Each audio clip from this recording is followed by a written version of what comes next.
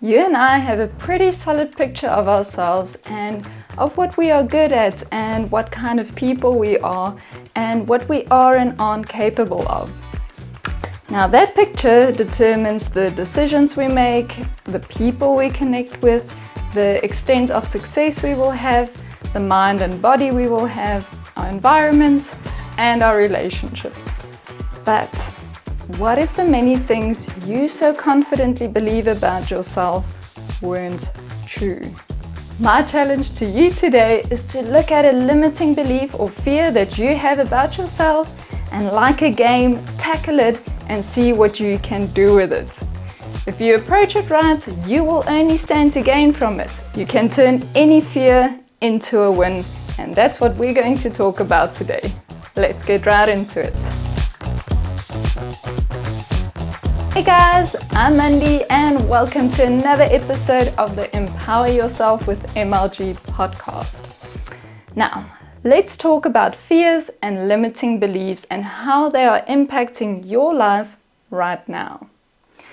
Now, today I'm going to do it a bit differently. I'm going to kind of tell a story using characters, and I'm going to use the example of acquiring a skill for the advancement of a career.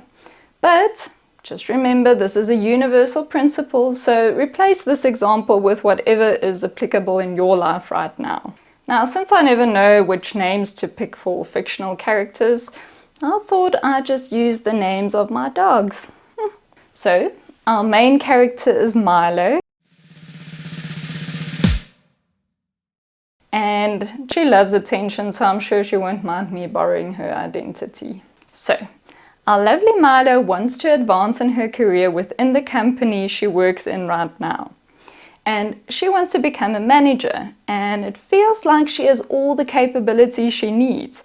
She's good with organizing, she's good with numbers, she has a vision for the department, and she recognizes key problems, and she already has ideas as to how to solve those problems. And most important of all, she loves the company's mission and wants to be a real part of its future and growth. Now, the one thing that is holding her back, though, is that she struggles to connect with people. She doesn't think she has what it takes to motivate a team and to be an inspiring leader. And topping that off, she keeps reminding herself of how her dad always used to say that true leaders are born. You either have it or you don't. And besides, when she was in college, she was never chosen as a team leader, and no one ever really seemed to take her suggestions seriously. She always found herself just submitting to the strong characters around her and going their way even though she didn't fully agree with it. Now, of course, given all that evidence, she is sure that she doesn't have what it takes. So without seeing any way around it, she tries to convince herself to just give up this need for trying to move forward to the next level. She tells herself, Milo, just stay where you are, work on being content with the fact that maybe your life wasn't meant to be extraordinary. Now, the reason she instinctively feels like she wants to keep herself small is because she actually benefits greatly from this approach, because this approach keeps her safe. I mean, at least if she accepts her limiting beliefs and fears, she is protected from potential disappointment and rejection. And also, if she stays where she is, she does not run the risk of embarrassing herself. She also saves a lot of energy because she can do her current job in her sleep without much effort, and she gets a lot of admiration because she is the best in her current level. And of course, she doesn't have to fear potential failure, which adds into fear of embarrassment and disappointment and rejection. But we just want to cover all the bases, you know. So, as we can see, Milo has a lot of reasons and has a lot of benefits from staying where she is. Unfortunately, though, she just can't get herself to just be content with what she has and where she is. There is this constant nagging within her that tells her that she is only living half the life she could have. And that one day when she looks back at her life, she will probably regret not having lived, or at least try to live to her fullest potential. Now with that, one day Milo will have to make a decision. Either stay where she is or tackle her fear and see what she can do with it. Now, fortunately, she has a very wise friend named Bella. And she gives her the following advice. First of all, my darling Milo, what if your dad was wrong and that in truth leaders aren't just born but can be made? What if people skills are not a character trait but a subject that can be studied? And what if you can learn over time and still progress in the meantime by employing the help of others? Now this got Milo's attention. Bella continued by asking, what if you approached your shortcoming as a fun, off-track adventure rather than a dead end on a tar road? Now let's just take a minute and see what you stand to gain from actually tackling your fear. First, you will open a new and unexplored world to yourself, meaning you will shed a light on a world that has been dark to you and that you have been very fearfully avoiding, even though walking around it has caused you to lose a lot of time and energy. Second, you will come to see that there are actually many people who have struggled with the same thing too and have found solutions for them. And best of all, they are willing to share their stories. Third, you will come to realize that there are very few things in life that cannot be learned. Then, encouraged by this, you will decide to face your fear and limitation and you will get to work. And through this work, you will acquire any of the following. You will actually find out the truth about your fear or limiting belief. And this will benefit you no matter what that truth may look like.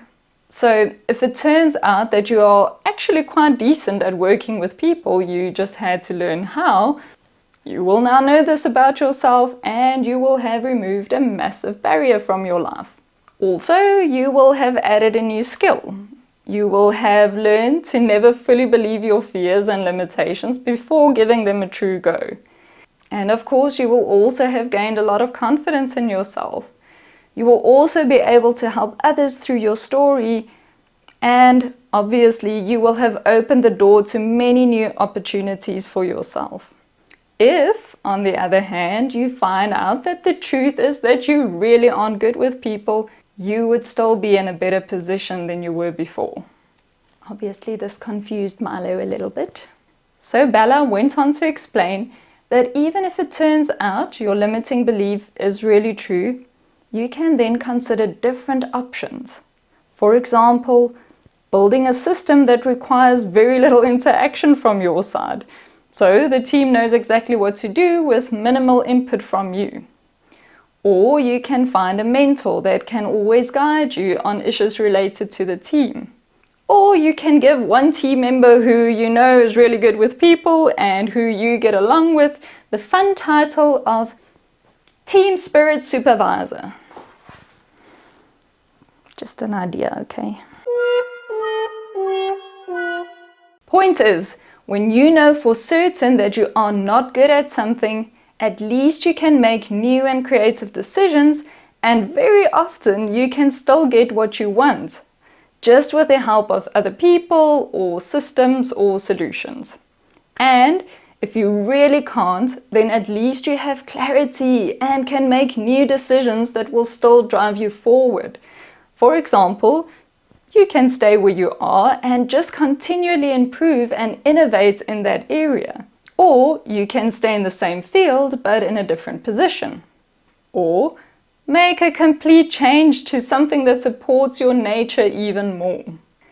Whatever the outcome, whatever the truth is, you now have something solid to work with and can make good new decisions. Either way, you will walk away from this more empowered. And that's what we're here for, right? So if something is holding you back, it is not going to get better or go away by avoiding it. Don't run away from your weaknesses. Tackle them and then work with, around, or through them. There are truly endless possibilities in life. an endless amount of things you can do, and an endless amount of ways of doing them. So you never have to let yourself get stuck. Even if you feel like what you are facing is all there is and that you can't see any other options beyond that, once you've tackled that fear, it is like you've removed this massive wall and you can now see beyond it. Life doesn't have to be so serious. Like a game, if you lose, you can just play again with a different strategy this time, or just find another game. Alright, so in summary, you will always benefit more by tackling your fears and limiting beliefs than you would if you tried to just accept or avoid them. So I'm really hoping that this episode inspired you to go and see what barriers you have set up for yourself, where you got yourself stuck, and then tackle them and work through them. That's it from me for today. Thank you for hanging out with me once again today, friend. I love spending time with you here. Thank you for supporting this channel by watching this video and hitting that like and subscribe button. And as always, I wish you a beautiful rest of your day, and always remember to live an empowered life. I'll catch you again in the next one. Bye!